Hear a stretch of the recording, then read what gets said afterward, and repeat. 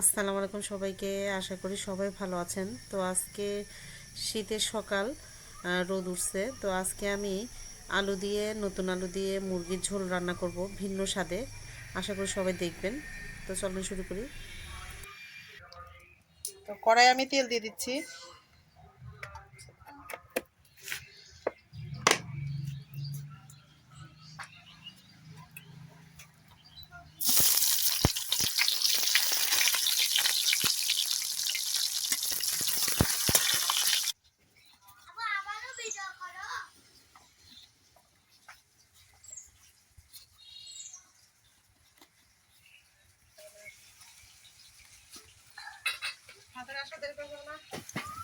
তো এখানে আমি ভিন্ন স্টাইলে মুরগি রান্না করব, সেই ব্রয়লার মুরগি। সেই জন্য কড়াইয়ের মধ্যে পেঁয়াজ দিয়ে এগুলো ভেজে নিয়ে নামা নিচ্ছি। তুমি শুধু এখানেই দেখো, বুঝছো? তো এর মধ্যে আমি অল্প একটু পেঁয়াজ বাটা দিয়ে দিচ্ছি, তারপরে জিরা বাটা, রসুন বাটা, এরপরে দিয়ে দিচ্ছি আদা বাটা,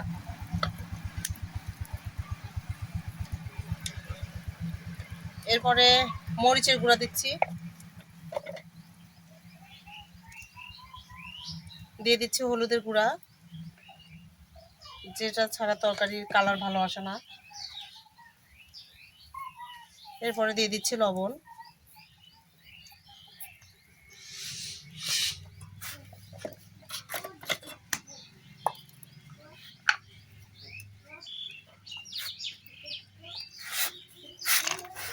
এরপরে এগুলো সব একসাথে মাখায় নিব, যাতে পেঁয়াজের কাঁচা গন্ধটা না থাকে। এই জন্য আমি এই প্রসেস ফলো করি আর কি। এরপরে মাংসগুলো দিয়ে দিচ্ছি, মুরগি।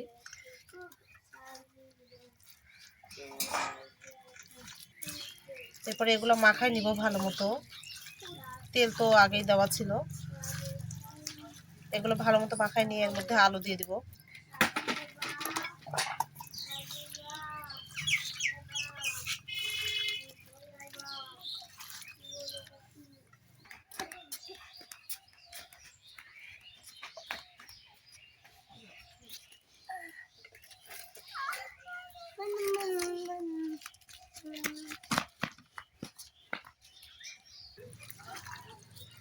এরপরে আমার গাছের তেজপাতাগুলো দিয়ে দিচ্ছি। এগুলো একটু না ছিঁড়ে দিলে আবার ভালো হয় না।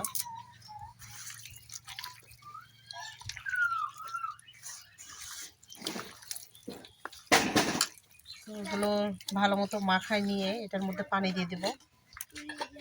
আর আমি অবশ্যই গরম পানি ব্যবহার করব, কারণ ঠান্ডা পানি দিলে স্বাদটা কমে যায়।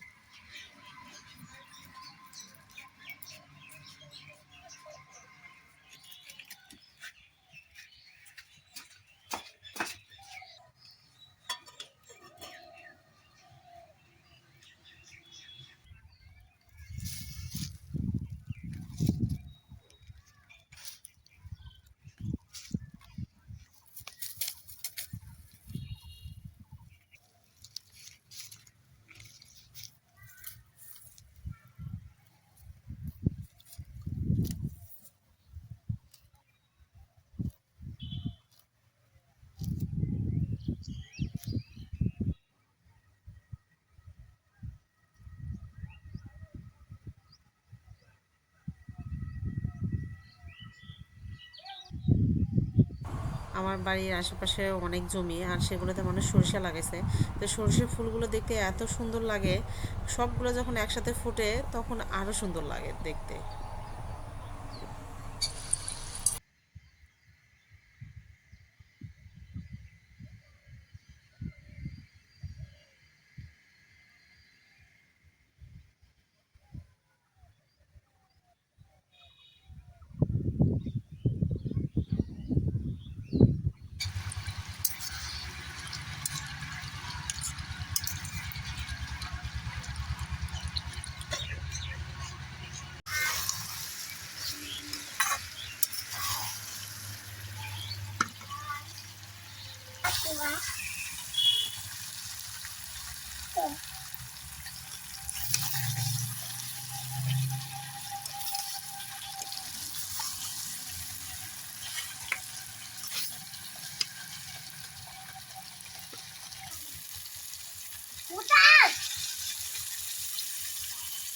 তো আজকে আমি ব্রয়লার মুরগির ঝোল খাবো, কিন্তু এইভাবে রান্না করলে কখনোই মানে কাঁচা কাঁচা লাগবে না, আর হচ্ছে গন্ধটা করবে না।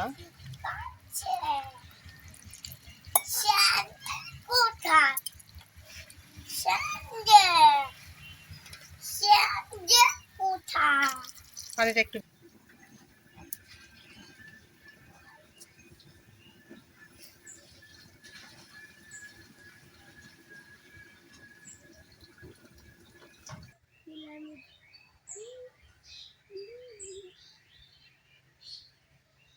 তুমি তাড়াতাড়ি বড়, আমি তোমাকে বের করে নাম নাম করে খাবো।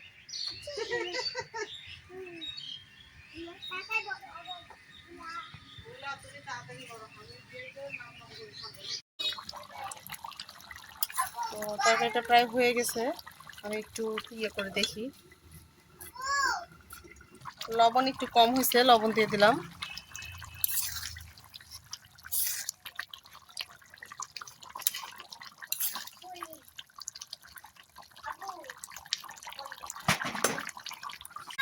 তো তরকারিটা হয়ে গেছে, নামাই দেই।